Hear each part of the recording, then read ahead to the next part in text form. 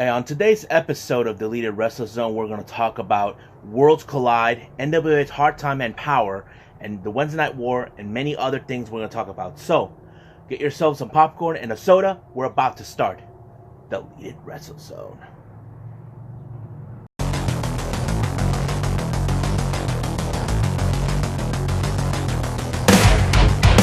Are you ready? Get up, get up! Get up, get up! Get up, get up! Get up, get up! Get up, get up! Get up, get up!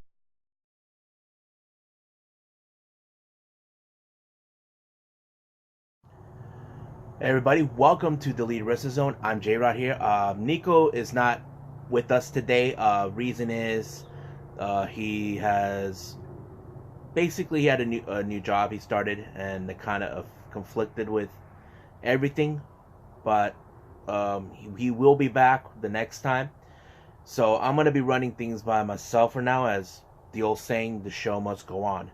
So the first topic we're gonna talk about is WWE's Worlds Collide, NXT versus NXT UK. Now, I have been a fan of the NXT for quite some time now, and I'm enjoying the product. And then I just recently seen some material with the NXT UK.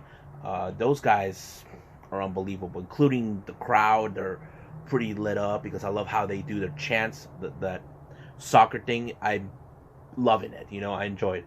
But we never imagined for a while that they would actually have both brands go up against each other. Something that we've seen with Raw and SmackDown before for Survivor Series, that type of thing.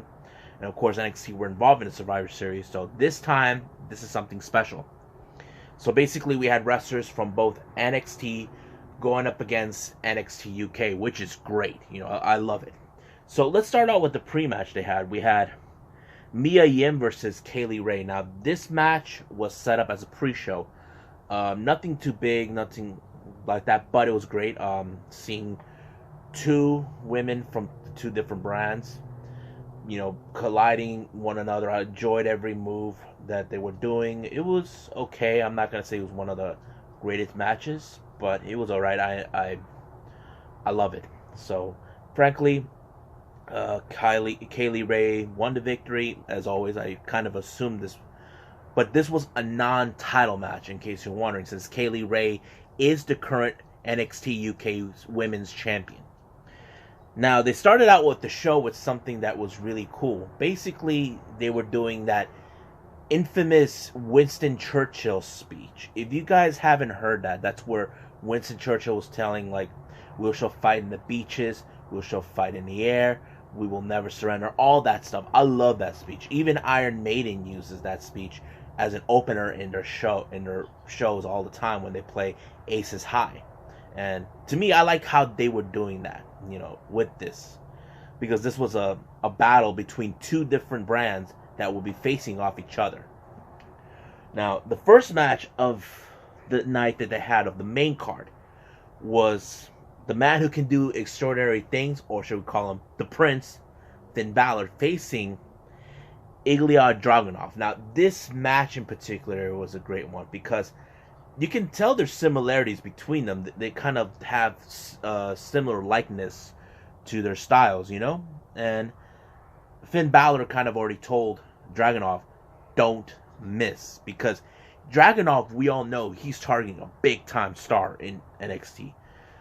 Or we know Finn's reputation, but it was great. I loved it. It was every move for a move. You see moments where Dragunov is taking the best offense, and then there's Balor, or back and forth, that type of thing. It was great. I loved it. I enjoyed it, and of course, there has to be a winner. Winner came out to be Finn Balor. I enjoyed it. I hope they can do this one again. I love it.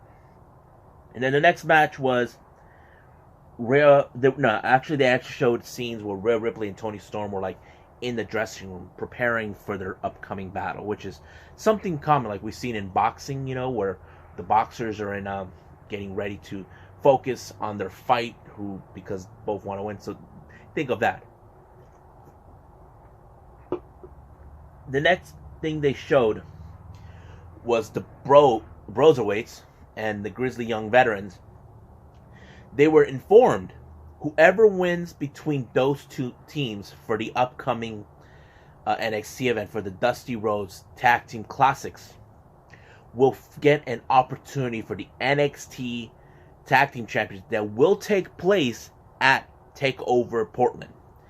And of course, the Grizzly Young Veterans always claim they are the most dominant. Now, don't get me wrong, these guys are the first NXT UK Tag Team Champions. But when it comes to Matt Riddle, he's not too, worry about the Grizzly Young Veterans.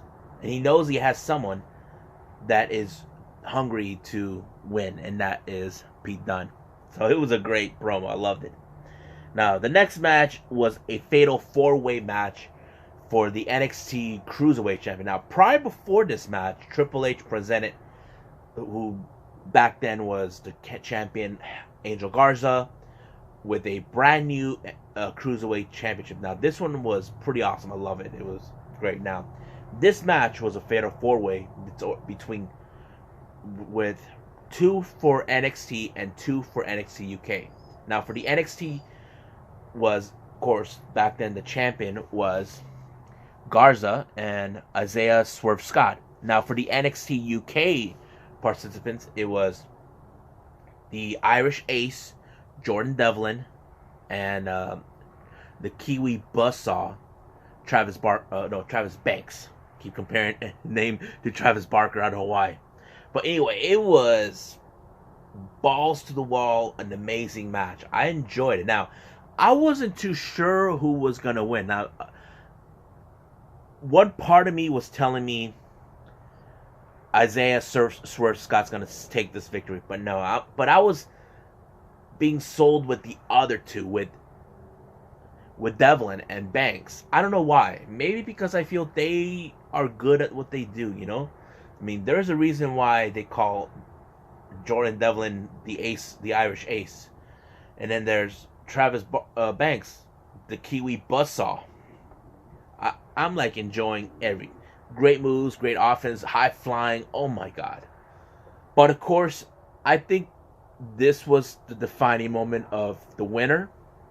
For me, I was happy it was Jordan Devlin because the guy has a great story. The way they took it with him when he was at TakeOver Blackpool 2 when he's facing Tyler Bate. I enjoyed it. And he deserved it more. And now he's taking the belt with him to NXT UK. But after that, this past Wednesday, they announced he will be in NXT. So let's move on. We had, of course, they showed in the crowd Keith Lee, who is now the current North American champion, alongside his real-life girlfriend Mia Yim at the side. Then we see Chelsea Green along with her manager stooge Robert Stone.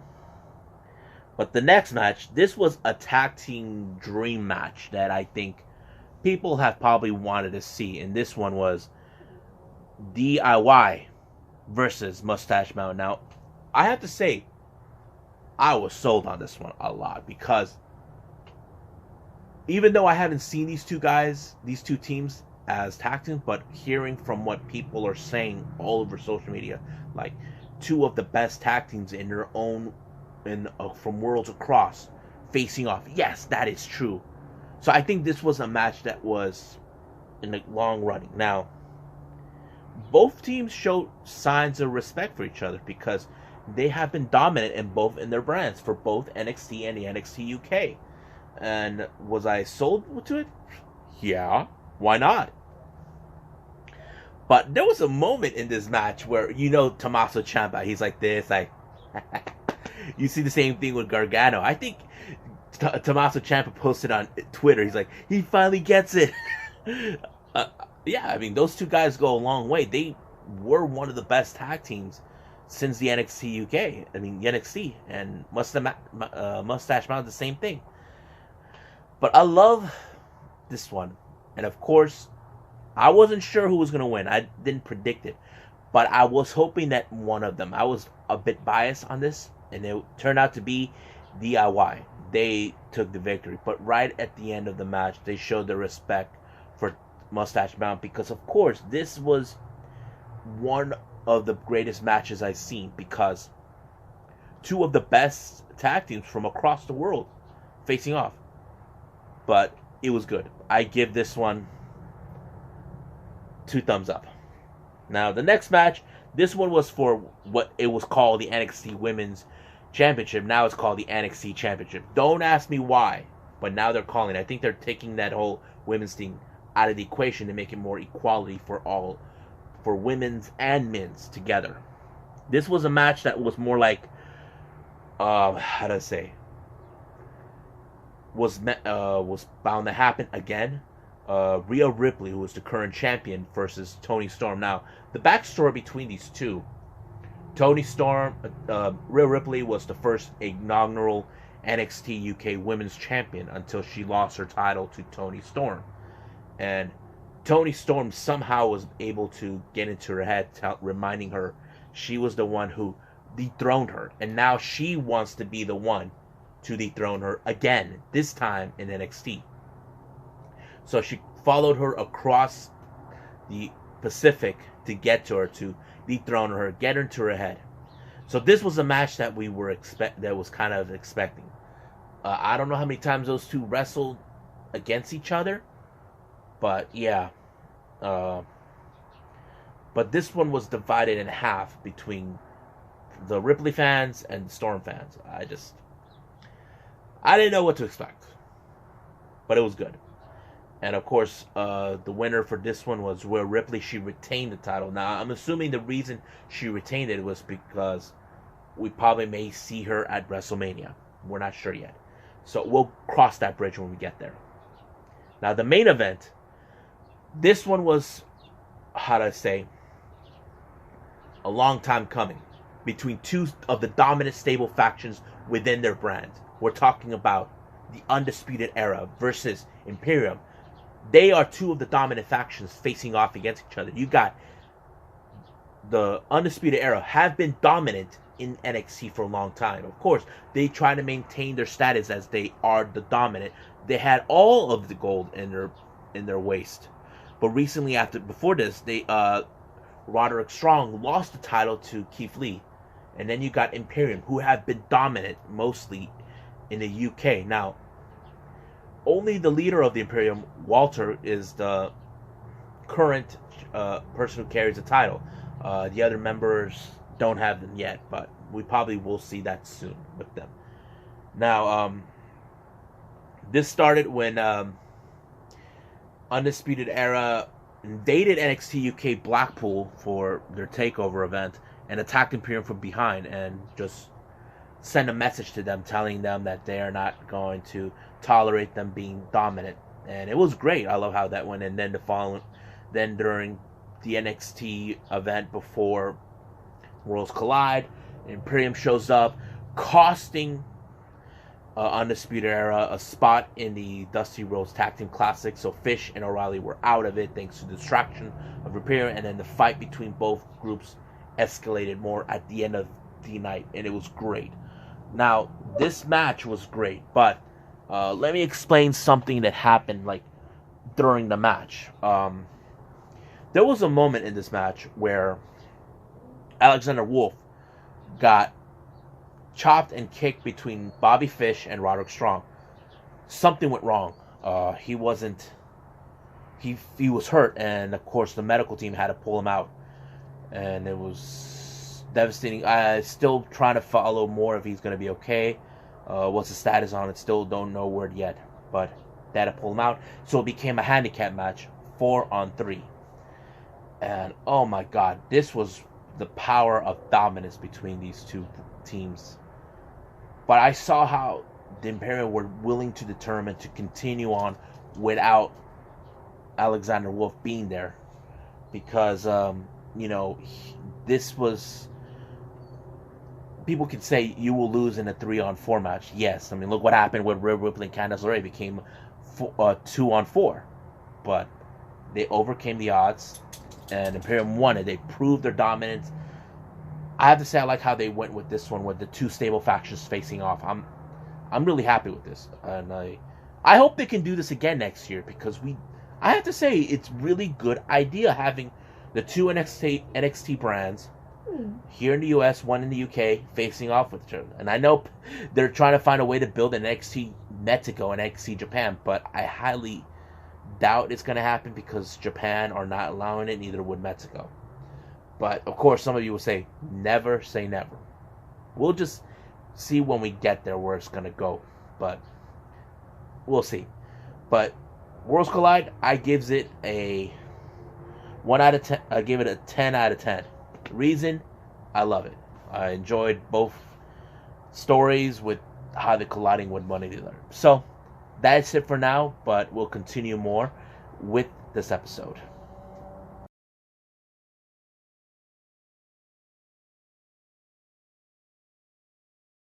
Alright, folks, we're back. So, let's talk about MLW's Fusion episode. It started out with Contra coming out to the ring, explaining this whole thing, how they're going to dominate MLW, yada, yada, yada. But here comes Davey Boy Smith, who, if you guys haven't forgotten, Teddy Hart lost his middleweight title to Myron Reed thanks to Joseph Samael.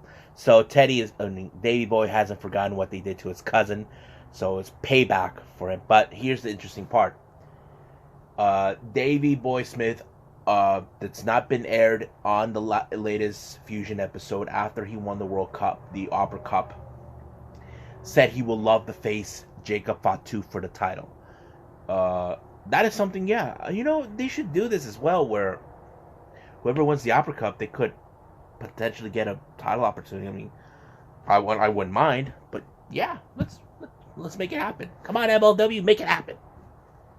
So yeah, and then when Davey Boy Smith was outside distracting Contra, here comes some fan out of nowhere, and it turned out to be the Rogue Prince, Brian Pillman. And it was great. I just enjoyed it. Now, the first match of the evening was a a triple threat tag team match. Now, earlier before this, Conan was there talking about his involvement with AAA, how he's bringing talent coming over, and then he gets interrupted by Injustice again. This time, these guys are messing with the wrong guy, and they don't care. They claim like they're more important than AAA. But of course, Myron had opened his mouth, saying that no one in AAA has the balls to take him out. So Conan put the faith of AAA, who would dethrone Myron Reed. He said he's going to face Drago. Oh yes, Drago. I love it. So stand by for that. Now, the three-way match was consistent.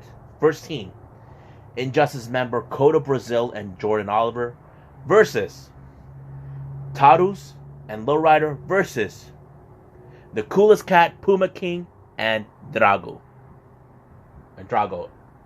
So I love it. I was like, okay. I was thinking in the back of my head, seeing Taurus, I'm like thinking, okay, somehow Injustice are going to get their asses whooped with them. Because, come on, have you seen Taro? The dude's a bull.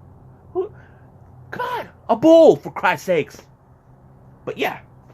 But it was great seeing high flying from these guys, especially AAA. These guys are the greatest. I love it.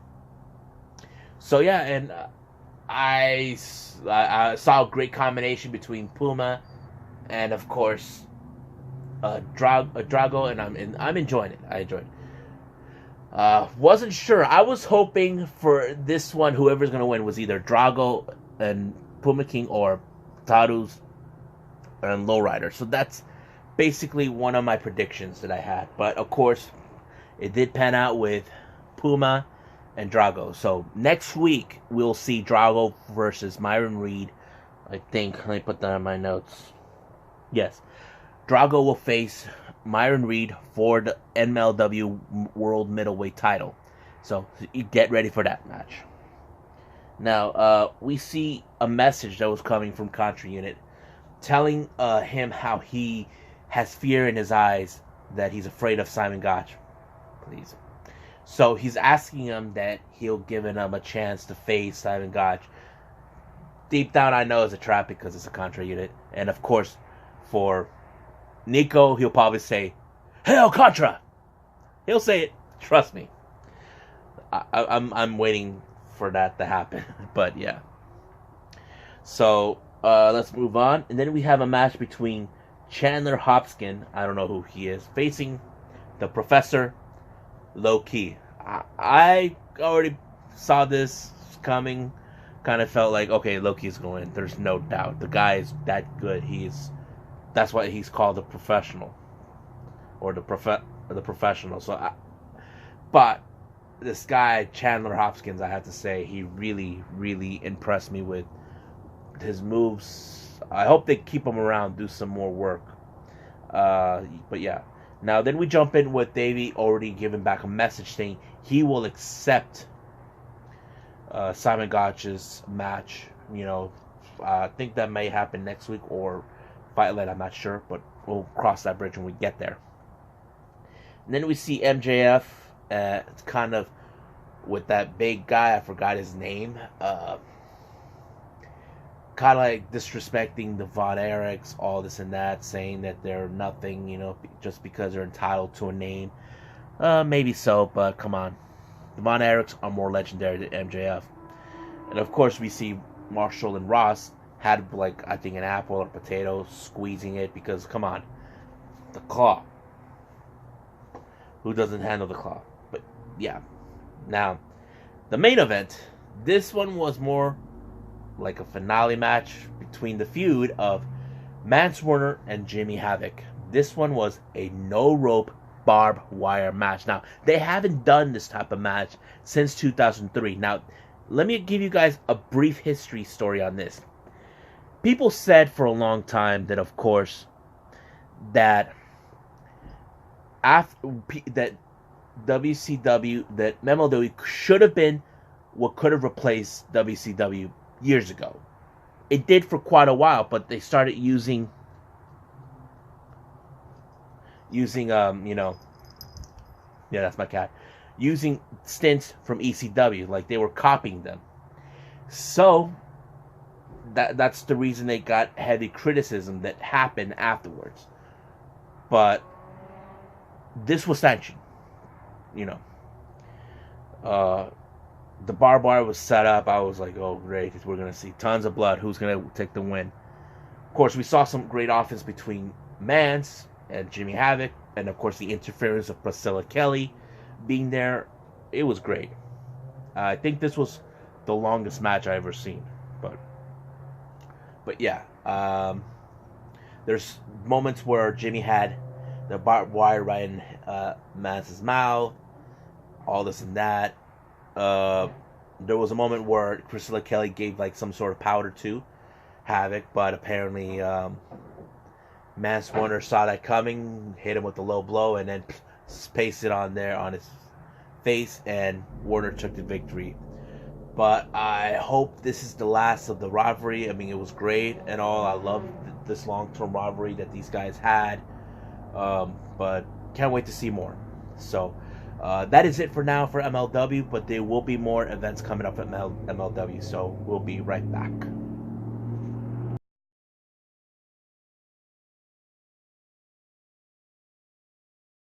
Alright guys, right now we're with the National Wrestling Alliance. As you all know, after the end of the last episode, I immediately went home, had to get some food, because I was ready for Hard Times. Did you guys see Hard Times? Did you? I know I did. So let's start with Hard Times. What they did. First they did is the first round of the NWA Television Championship Tournament. All 4 matches. Let me just go with the winners. That way we can pass the time faster. First winners, Trevor Murdoch over the Question Mark. Well, I know some of you are fans of the Question Mark. I'm a fan, but Murdoch, he deserves it more.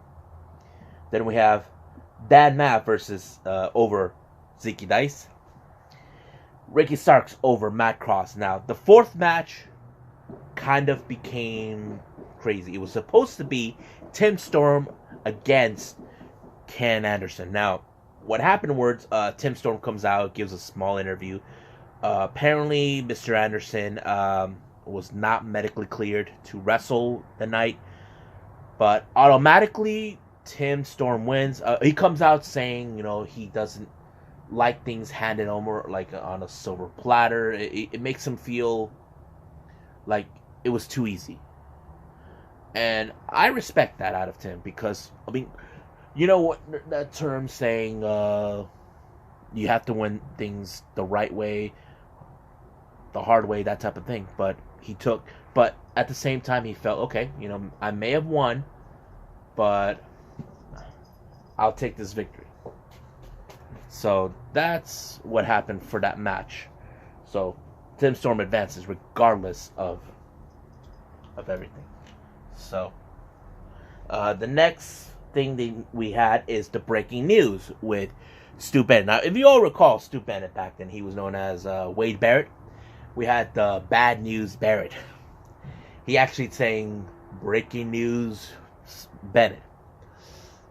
He announced the return of the Crockett Cup. Yes, the Crockett Cup is back. We're excited. I'm excited. They said they're going to take this to a whole different level. I'm happy. I didn't get the chance to see it, but I heard you can buy it on DVD on the NWA website. So I'm going to try to save some money and buy it because I got to see it. And I'll give you my reviews on a separate video on this channel. So let's move on. Next match we had was a 3-way tag team match between the Rock and Roll Express, the Wild Card, and of course Eli Drake and the Cowboy James Storm. They come out. I have to say, I was hoping that Eli Drake and James Storm would go on top on this one. Reason is, I started becoming a fan of Eli Drake. At first I wasn't, but now I am. James Storm, I known him when he was with the American Outlaws in TNA and then Beer Money. Those were fun times, but sorry about your damn luck. But it was great. Of course, I saw interference by Camille, making sure that the wild cards, win it, but it didn't turn out that way. So Eli Drake and James Storm took the victory, and of course, Rock and Roll Express gave their respect to them because they deserved it more. We can say as fans, those who've been fans of the tag teams for a long time, the Rock and Roll Express are one of the greatest. Even the Bucks were influenced by them. But yeah, and giving the respect to Eli Drake and James Storm shows them, you guys earned it more. You guys should continue on, that type of thing. But of course, they never faded out. Now, the next thing we're going to go is the Women's Championship match. They threw in a little recap with Allison Kay about how all this and that's been happening about Melina, that she's manipulative, she has her own agenda, that she doesn't care about Thunder Rosa and Marty Bell. Well, we'll see about that. So they jump in with the match between Thunder Rosa and Allison Kay. Now, this match, I have to say, stole the effing night. I was happy. The fight between Thunder Rosa and Allison Kay was great. I enjoyed it. As you all know, I've been a Thunder Rosa fan for almost a year. The first time I saw her... No, not a year. 2 years ago. Yeah, the first time I saw her was when she made appearances on Sammy Guevara's vlog, where, she criticized him for vlogging every single time. Come on. Sammy's like that. So, I was happy to say that Thunder Rosa really, really impressed me a lot with her skills, Despite the fact that she's also trained in MMA. If you guys know, she used to live right across the border from us. Since if you guys are native San Diego, she used to live in Tijuana. But yeah, I'm really happy she won it. That this is one of her moments. And right at the end, here comes Marty Bell and Melina giving their embrace, knowing that she won. Thunder Rosa earned to win this title because she is the best what she does. I haven't seen her in person yet, but I hope I get the chance. But yeah, I'm excited that she won it. Can't wait to see more of what her future is in store for her. Then we have a Marty Scurll showing up. He was showing his support to Flip. But there was one thing that Marty did not like. Why did Nick Aldis did not put his title on the line? Because he was kind of criticizing him, saying, how do I say, that I thought you were a man of this and that. So but he said he'll put the title as long as he leaves the building. So he had security escort him out. This whole thing started right out. I think Nick Aldis was still upset with the fact that Marty showed up at the end of Into the Fire. I think he's still mad that he made that grand entry like that, and he felt disrespected. But yeah, so that's what happened. So later on, it became for the title between Flip Gordon and Nick Aldis. Now we're going to continue with the NWA Television Championship tournament for the semifinals. It was 2 matches. So let's go fast on this one. Trevor Murdoch over Dan Maff. It was great. I loved it. And then Ricky Starks over Tim Storm. So basically, they continued on with the television title tournament. So it was crazy how they were going. Once they're done, they had to go back, rest up. And then we had a match for the NWA National Championship, which Aaron Stevens calls it the third degree national championship. It's kind of. But what happened? He was facing against Scott Steiner. Now, the back of my mind, I'm thinking, okay, Scott Steiner's gonna win it. But it turned out that Aaron Stevens disqualified himself thanks to question mark interference. Scott Steiner put the question mark in a camel clutch whilst Aaron Stevens took off. Ran like a coward. And that's going to be brought up in a little bit. So that's what happened. So basically, Aaron Stevens got away with it. Now we jump into the semi-main event. Nick Aldis versus Flip Gordon. Part 2. Now, they already had they already had their match 2 years ago. But now, this was becoming great. This was more Flip throwing more offense than you can possibly imagine. I think he did more better than he did the first time. I'm not going to lie about that, but he did some great job. I enjoyed it. Luckily, there was no interference from the Strictly Business. And Nick Aldis, of course, throwing some offense too, but Flip was more doing more offense than Nick Aldis. And of course, he did the flip over the ref when he tried to stop him not to jump, but he did. But Nick Aldis took the victory that makes him the winner of the match. Now, the main event was the finals for the NWA Television Championship tournament between Ricky Starks and Trevor Murdoch. Now, I was a bit biased on these two competitors because I'm a fan of both. And great match, great offense between them, how they were giving their all. But of course, the old saying, there has to be a winner, and that winner turned out to be Ricky Starks. Personally, I have to say he deserved it. Congratulations. So, let's see what you can do with the title, Ricky. Now let's jump in a few days later for NWA Power. Of course, they throw in to recap what happened in Hard Times. We don't need to go through that. And then they introduce Sean Mooney, who is part of now the broadcast team. Now, Nick Aldis comes out to do an interview. Apparently, he had a private sit-down with Marty that he mentioned that's going to be broadcast at the end of the episode of Power. We don't know what it was, because, of course, there were still people are asking what's going on between him and Marty Scurll. So, we had to wait to see what happened. And then they did a lot of recaps of Hard Times. One with the Tag Team Championship match, which was great. I enjoyed it. Then you see Sal Minar, who was injured, who was on commentary. There was a match between Strictly Business member Isaacs and his girlfriend May Valentine versus Andre Gunn. Don't know who he is, but he was okay. I'll give him a chance if he comes back, or he's just another hired gun. I'm not sure. And then, of course, Isaac took the victory, but before that, he actually got into confrontation with Sal Manora. He's telling him, "Pay attention to your match. Stop worrying about me looking at your girlfriend." So that's what happened. And then we see Eddie Kingston comes out. He was still trying to put all this thing about what's up with the Pope. I think the Pope is doing that same thing what Jericho did, where he was trying to separate the Bucks from each other, or Cody.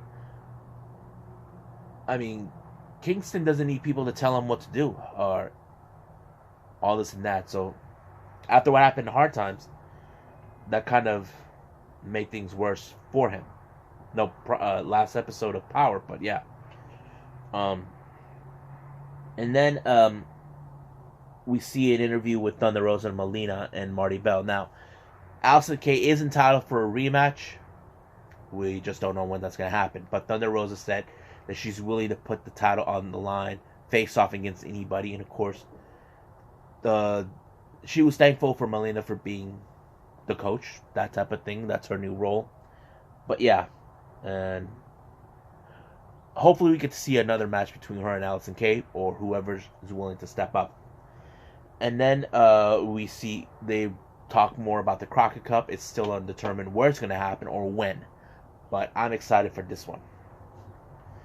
Then we had another interview with Ricky Starks, where he was happy that he's going to continue on with the legacy of what the title meant, like guys who hold it, like Tully Blanchard.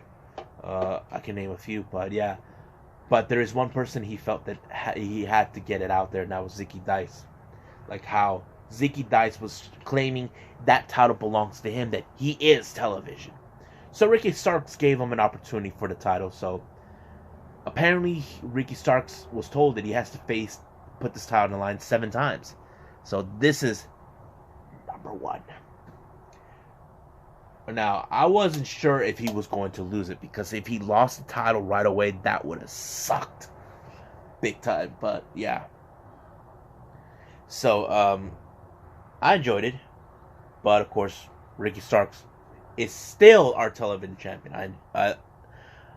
So I'm assuming that's 1 down and 6 more to go. So it was great. Now, this interview, oh my God, it's the best one I ever seen. You had Eli Drake and James Storm coming out, talking about how happy they are as the new tag team champions and this and that. But here comes Aaron Stevens and the question mark.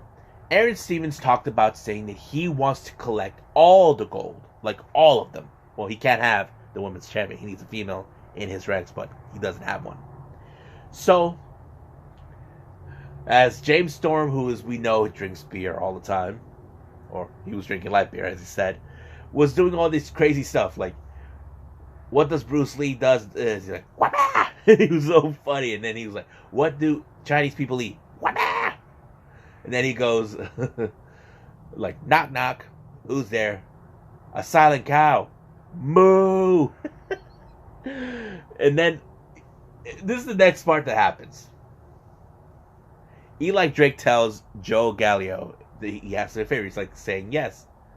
And he's like, no, you don't understand. And like, people, we all know when Eli Drake talks, he expects you to say, yeah. But later here comes Storm. He's saying, let me be Joe Gallo. Joe Gallo, can you do me a favor? Yeah. So back to Joe Gallo. He tells him, Joe Gallo, can you do me a favor? Yeah. And he tell this guy who's dressed up in pajamas. And of course, Eli Drake had a little drink of the beer. He's like saying, that's some good sauce. It was like the most funniest moments ever. I enjoyed this interview. I think it was the best. And I loved it. And of course, he called him that he looks like a cow from Chick-fil-A. No, sorry. I can't get off of that. What a great interview. But here comes Trevor Murdoch telling him that he's proud of Ricky Starks that he won. But he looks at Aaron Stevens, and I have to agree with him. He does not put the title on the line. So he talked to the NWA people, and he told them that Aaron Stevens will put the title on the line next week against Trevor Murdoch. And of course, Stevens is not a happy camper. But of course, question mark gave him the spike, and here comes Eli and Storm trying to get in their faces, not to hurt them any further. But yeah. Then we see that another recap between Aldis and Flip. I mean, it was a great match. And then we jump into the private sit down. Now, Nick Aldis is not a happy camper with Marty. After what happened to Into the Fire, he was like invaded his home, all this and that. He felt like he owned it in some ways. Now, Marty's saying that he tells him, "You have all this money, you have a new position with Ring of Honor, and you decide to come to my house." So he's like, it's like telling him, "What is wrong with you?" But to Marty, he has like that story that makes perfect sense. Like, people always tell him, "You'll never be world champion." He was close with Ring of Honor at a Supercard. And same thing with the Crockett Cup. So he's asking him one more chance. Now, Aldis did state he will give him one last chance, but under one condition. If he loses, he has to pay back all the money to the fans who were there. Marty is like giving him like, "What the hell is your problem? Why should I do that?" I look at Nick like he thinks he's a genius. Like he thinks he can get away with punishing those, thinking that all this and that. But he said he'll give him time to think about it. But yeah, I have to say, Hard Times in this episode, one of the best ones so far. And I can't wait to see more of NWA, what they're going to throw in. And I will continue more with the Crockett Cup if there's any new information. So, well, stay tuned for more. I'll be right back. I'm going to go myself a quick bathroom break, and I'll be right back.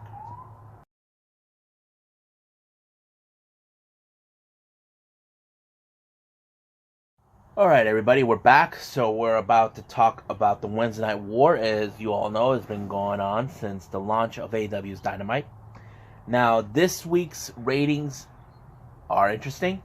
So let's just tell who won. AEW. So they drew about 828,000 views.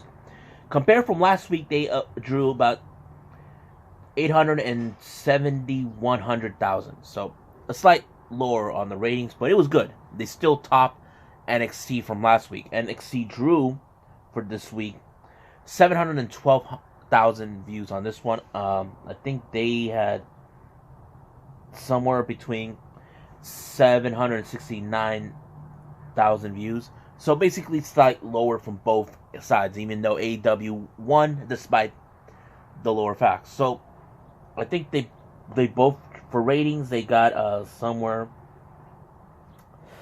well, they drew about 0.30. Well, screw the ratings, but yeah. So let's start with Dynamite. It started last week. If you all know what happened at the cruise, it was great. I enjoyed the cruise segment, the setup, the camera angles, the wrestling. It was great. So now it's back to the mainland. It started out with Jon Moxley coming out saying he's the number one contender, that he's going to dethrone Jericho, that nothing is going to stop him. Here comes Jericho saying, you know, he's still an idiot for not accepting to join the Inner Circle. Now, in story-wise, Jericho only wanted him is to ensure no one faces him for the title. Basically, he's scared. And then he brings out the Inner Circle, saying he hasn't and he has no one. But they're in Ohio, which is where Moxley's originally from. And, of course, everybody's in on the fun. And then, of course, they brought in 5 extra guys that Ortiz knows from back in the hood. It became 10-on-1, and it didn't make no difference. But of course, the security and the staff came out to restrain both sides. But Moxley, he still got away free. Everything backfired for Jericho. He wants to ensure Moxley's taken out so he doesn't have to face him in Revolution. And this could be an indication that Jericho could lose the title. I can see that coming up in Revolution. We're like maybe a month away from it. But we'll cross the bridge when we get there. Now, they throw in this little clip with MJF and Wardlow going to some sort of meat plant or something where he meets up with the Butcher, the Blade, and the Bunny, giving them a envelope full of money with the name Young Bucks. So basically, MJF is still pissed off that he got thrown in the pool by the Bucks when they humiliated him in public, all this stuff. So you know how MJF, he doesn't like to be humiliated, so that type of thing. And it started out with the match with the Butcher and the Blade and the Bunny alongside MJF and Wardlow, where they were facing the Young Bucks. Now, MJF and Wardlow head out to the commentary, and MJF wants payback. Now, he doesn't care if the Butcher and the Blade win or lost. All he cared about is payback. If they can destroy the Bucks. Now, it was a great match. I mean, they were throwing some interesting tagging out between the Bucks because they know who they're facing. There's been a lot of super kicks on this one. I lost count. They took out the Butcher much as possible so they wouldn't have to deal with him when the Blade's out in the ring. And it was great. I love what they were doing on this one. You know. But of course, the Bunny did not interfere too much on this one. But I enjoyed it. And then, of course, the Bucks win. They were back on top. But once it was over, Butcher attacks the Bucks. Tries to take them out. But here comes the Elite member, Kenny Omega, coming with the save. Triggering the Butcher. And here comes Hangman with a cocktail like this, holding his hand. Well, there's a Coke, but... And he tells Matt, hold my beer for a second. And then he does the buckshot lariat on Blade. It was like, whoa. It was great. It's like the Elite are back, but I don't know about how they're going to go with the story with Hangman, since we all been seeing he's been, distancing himself from the Elite. But it was great. I enjoyed what they were doing on this one. So, but MJF is not a happy camper. The fact that the job was not done by the Butcher and the Blade to get even with the Bucks for humiliating him at the Jericho Cruise. So, yeah, let's move on to the next match. It was Nyla Rose versus Big Swole. Of course, last week's Dark episode, Nyla Rose put Shauna in through a table, which Shauna requested because she hasn't forgotten what Nyla Rose did to her last year. She put her through a table during a Dark episode. So, hopefully we get to see Shauna again. I love to see her more. But I think we're still continuing on who is going to make the ranks to face off Rio for the title. And there's indications to me it could be Nyla Rose that could face her at Revolution. We'll just got to wait and see. Then we have the match between Cody alongside the head coach, Arn Anderson, with Kip Sabian and Penelope Ford. Now, Kip Sabian wants to get that heavy hitter win. He wants to win one of the top guys like Cody or Kenny. But he's not too concerned about Arn Anderson. Now, Penelope Ford has done a lot of interference on this one. So, not only that, she pissed off the coach. And Arn Anderson's telling Bryce to pay attention to Penelope Ford. She's interfering. And of course, Bryce didn't see anything. And he actually touched the ref and he kicked him out. Now, there was a moment where Penelope Ford did the Hurricanrana on Cody, and then Sabian jumped over to Cody. Now, they were about to make out, but here comes Joey Janela right in between them, and they kissed him right at the cheek. It was classic. And of course, Joey got away with it, costing Kip Sabian the match. And oh my God, Cody knocked the crossroads on Kip Sabian 3 times, and there's nothing that Penelope Ford can do about it. He was already out, and all this and that. So Cody took the victory on this one. Then we see Britt Baker coming out. I think we're now seeing her turn into heelish, but the story they're throwing with her is that she's not happy or thrilled that Rio's not there because she's not putting the title on the line. That is something that has been talked about on several occasions. But yeah, we've seen that. Of course, she disrespected JR. I love how they were going. It's like, what? But we don't know where they're going to go with this. Hopefully, they could put her on a title pursuit, because that's how we should see it with Britt Baker, with her. So, we've seen an interview in the backstage with the Bucks, how they're happy that they won a match. I know they're still trying to get their hands title shot, so Kenny's not too bothered by it. This will be great.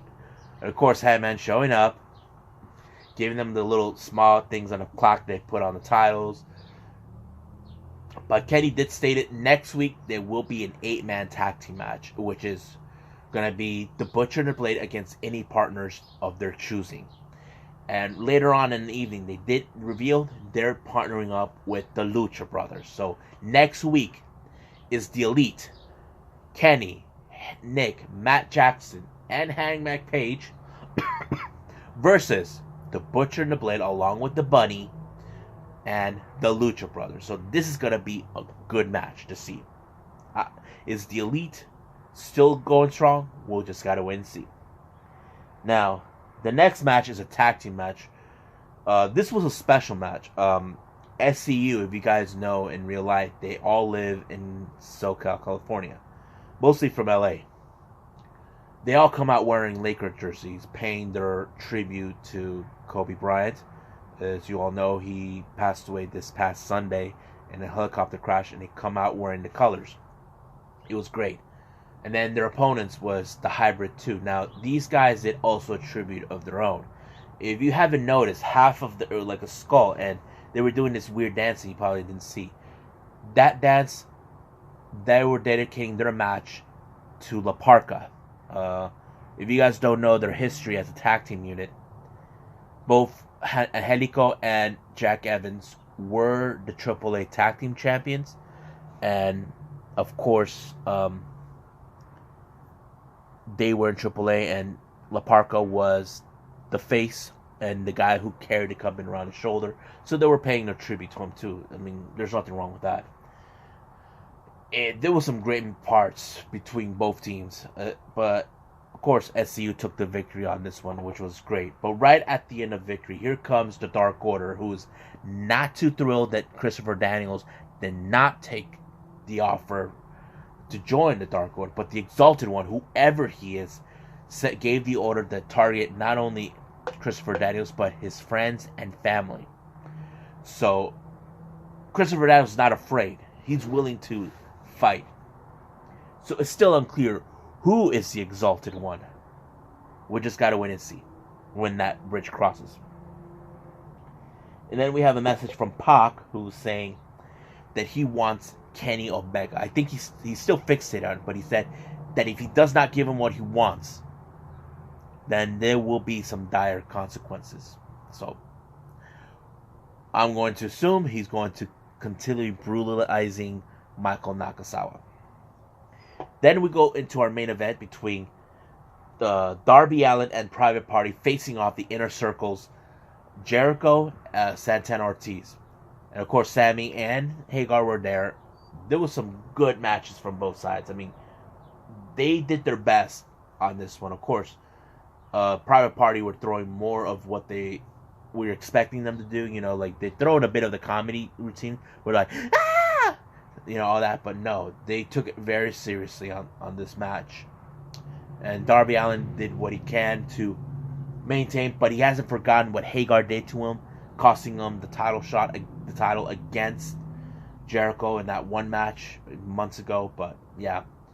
But frankly, the Inner Circle won. But of course, once they won, they decided to beat down on Private Party and Darby Allin. And once they were trying to beat him some more, Moxley shows up with the baseball bat, whacking Hagar, Guevara, Santana Ortiz, but Jericho walked away free. So this could be the sign where we may see Jericho and Moxley facing off till Revolution, and hopefully Moxley will dethrone Jericho.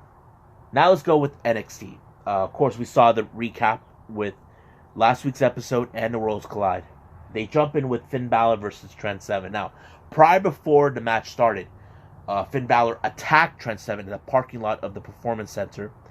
I don't know what's their beef, but I think the problem was that he was facing Johnny Gargano, all that stuff, but he kind of almost choked him to death with the door, and it was crazy.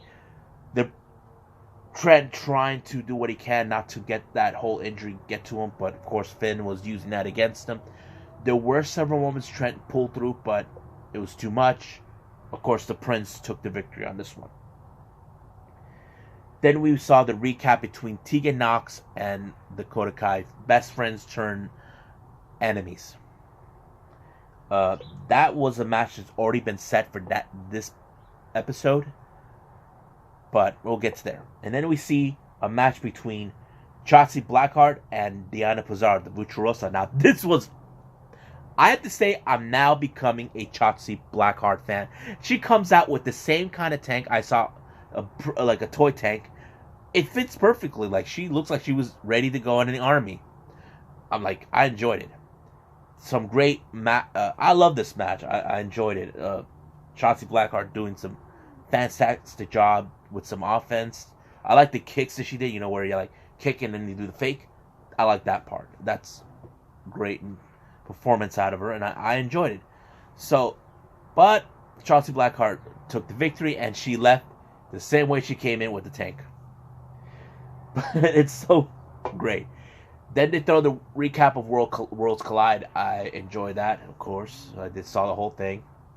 And then we see Keith Lee, how he's happy that he dethroned Roderick Strong. Now, of course, the interesting thing is, when it comes to champions like this, who will face Keith Lee for the title? Well, apparently, two have responded. First, it was Damian Priest. Then Dominic Dijakovic. Now, Dominic did make some statements that those two have faced off on many. They had some great matches, but Dominic felt that he should be the one to face. Now, Keith Lee tried to walk away. Said this is a debate between, so he's gonna walk away. So he wasn't gonna choose one. He's gonna let them face off each other. So William Regal officially made it into a match, and I'm going to assume that Dominic Dijakovic will face Keith Lee on this one, because he won the victory on that one. I enjoyed the match. I enjoyed every bit of it. Then we had Tommaso Ciampa saying that he is going to regain Goldie, that he's going to be the one to face Adam Cole at TakeOver. And of course, but after that interview, he attacks Undisputed Era members Fish, O'Reilly, and Strong out in the back, knocking them out. He comes into the ring with a table. The man Adam Cole was not happy what he did, so it's kind of crazy how it turned out. And then here comes William Regal with the contract saying that Adam Cole already signed it, but Cole is not too thrilled that he is still trying to gain the attention to get the title. So he's trying to derail him, but no, he's like, no, since you're causing a problem, I'm gonna beat you up. But before that, Tommaso Ciampa put him through, powerbombed him through the table, and he signed the contract. He was bleeding from the head and rubbed it right there on the contract. It was like perfect ending for that part. Now the next match we have is Dakota Kai versus Tegan Nox. This was a rivalry in the making, and you get to see a much aggressive side of Tegan Nox, and she hasn't forgotten the last time what happened between those two. So, one thing how it came into an end is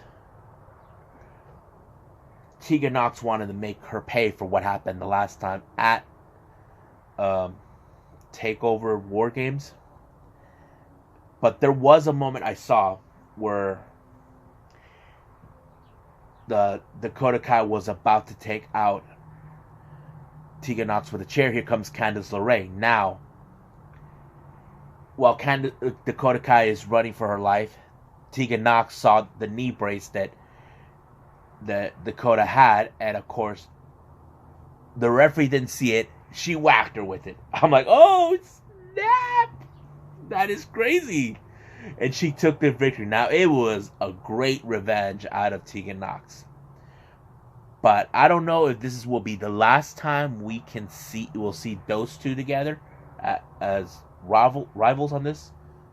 I'm going to assume they may continue with this because we have seen matches like these over times. So we'll stand by on that one. Now, next match is another women's match. Was Kaden Carter versus Chelsea Green.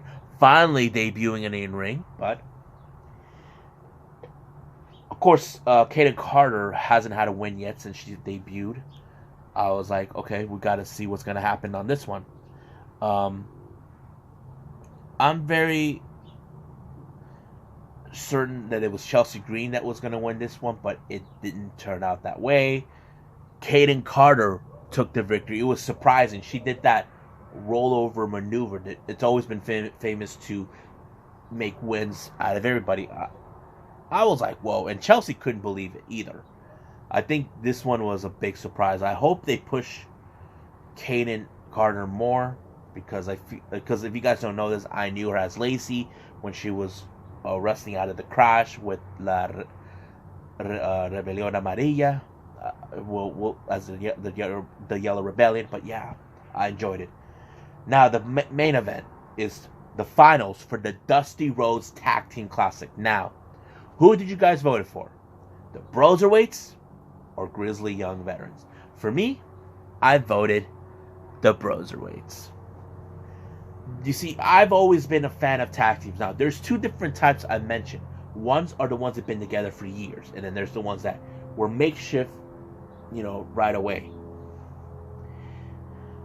I love some innovative work that both Dunn and Riddle did together. I enjoyed that part. It showed they can work together creatively of what they can put their minds in. Now, Veterans, I have to say, they did a lot of great offensive maneuvers trying to win this match. I enjoyed some of the high-flying things, especially some submissions, some punching and kicking. It was great. But I did expect it, the winners, and I was hoping it was them. The Broserweights with it. So that means, folks, these guys are going to take over Portland to face off Bobby and Fish of the Undisputed Era for the NXT Tag Team Champions. So it was a great episode. Now, I'm not, despite of the ratings, both shows were good. I loved it.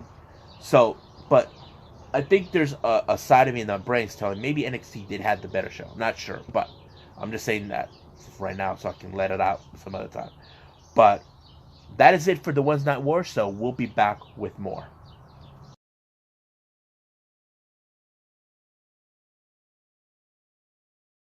Alright guys, the last thing I'm going to do is the news updates. Updated some certain things I've already talked about, certain things that already came out. So let's talk about the WrestleMania week. As you know, there were some wrestling events that are taking place during WrestleMania week. One of them right now I'm going to talk is the TNA reunion by Impact Wrestling.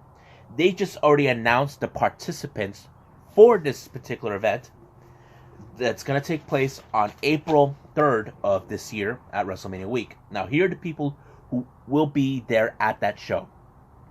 Disco Inferno, The Amazing Red, Petey Williams, Scott Steiner, Chris Harris, Chris Sabin, and of course, members of the Ace and Eight, D'Lo Brown and Ken Anderson. Now, I'm happy they announced Amazing Red. I've been a fan of the Amazing Red since he was in TNA. One of the best X Division champions ever. I love it. Now, the next show they talk about is the WrestleCon's Mark Hitchcock Memorial Super Show that's going to take place on April 2nd. So here are the participants that they mentioned will be there: the Amazing Red, Black Taurus, Bandito, Will Ospreay, Shingo Takagi, and Zack Sabre Jr. Now, the match they mentioned for this particular event, it's going to be Shingo Takagi versus Bandito. I'm excited. This is going to be one epic match. I hope they put this on Fight TV because I got to see it. Now, the next one, this one is from Ethan Page. If you guys don't know familiar with him, he is one half of the Impact Wrestling World Tag Team Champions. He has this thing called Ethan Page Body Guy Extravaganza. Now, 4 matches have been announced for this one. First match has been mentioned: the Rascal versus the Body Deads. Some guys they look like psychopaths. I'm not too familiarized with them, but I will soon. Jordan Grace versus John Oliver. You may have seen him from AEW in a Hoss fight. I don't know what that is, Hoss fight. Then we have a 4-way match called the Buddy Guy Slugfest.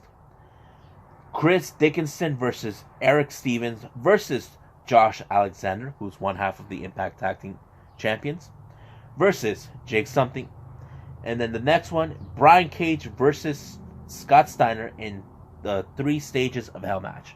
So that is what they have for this, for WrestleMania week. Hopefully I get more information about them on Twitter, because I get all my information from there. And I hope they announce more of the wrestling shows that are going to take place there. Now, let's talk about the Bullet Club Beach Party that's going to take place around that time. I did announce on the last episode some participants. Now, there are more participants they announced this time. We have Chase Owens, Matt Sydal, and G.O.D. Tama and his brother Tonga. So I'm excited those guys are involved. I really do. Now, here's some interesting news that happened this past Wednesday. Cyber Agent, a company out of Tokyo, Japan, has acquired Pro Wrestling Noah. Now, Cyber Agent currently owns the wrestling promotion DDT Pro Wrestling. They acquired this promotion this past Wednesday, since they were owners of DDT since 2017. They acquired it. Now, more information came out. Now, here's what was revealed this past Wednesday. They say that that this was mentioned on the Tuesday Night Tokyo Sports interview.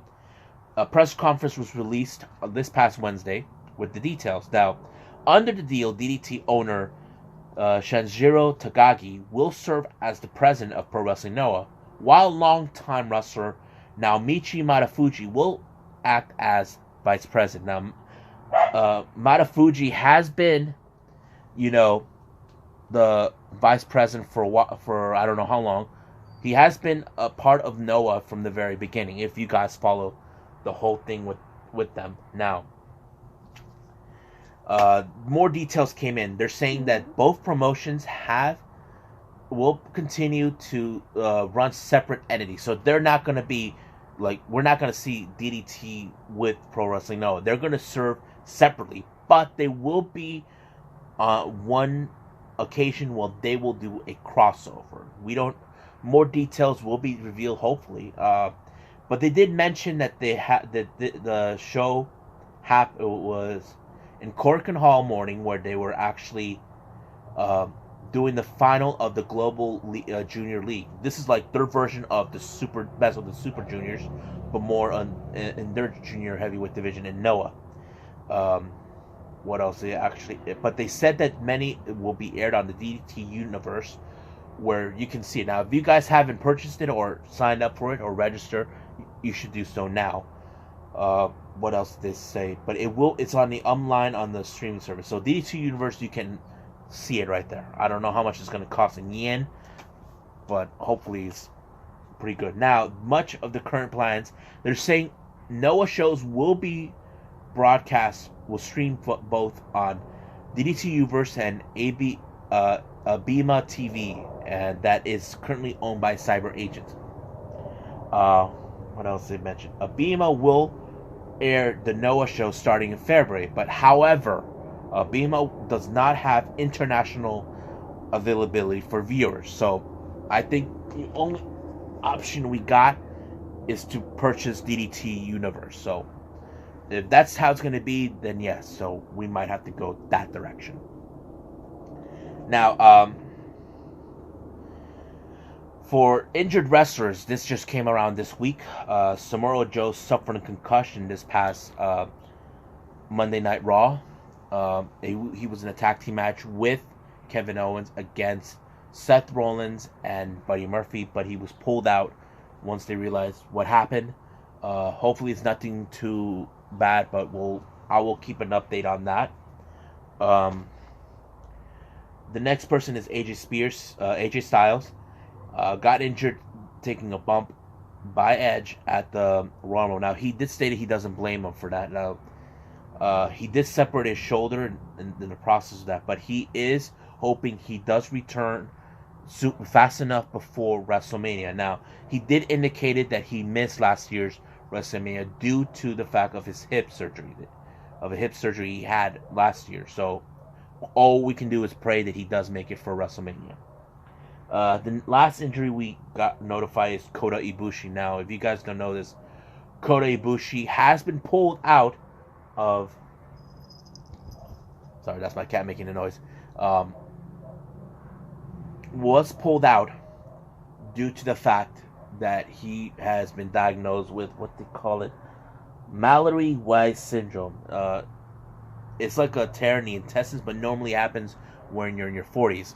Kota Ibushi is 37, so it's kind of rare from what I'm reading now on the internet on this one, according to the Wrestling Observer. But they're saying it's not a long-term effect. He will make a full recovery. He is expected to be in an 8-man tag team match at New Beginnings in Osaka, Japan in early February. So we're not that far off from that. So yeah. So that is it, what we got for the news update today. So hopefully we get things right. Hopefully Nico is available for next week. I will continue updates on the injuries on these wrestlers. There's still no word more about AJ. Hopefully it's not too bad. Hopefully we can see him again. But yeah. As for Samoa Joe, I hope it's nothing serious. But yeah. I will continue with more of the what's going on with MLW, NWA, the ones that were and all that. But I will put, if there's anything updated, standby alert for the DWZ news update alert for this one, and I'll get back to you for that. Now, but as for now, I must bid all of you adieu. I am J-Rod. This is the leader Wrestling Stone, so I must bid all of you adieu. So goodbye, and have a nice day. Bang.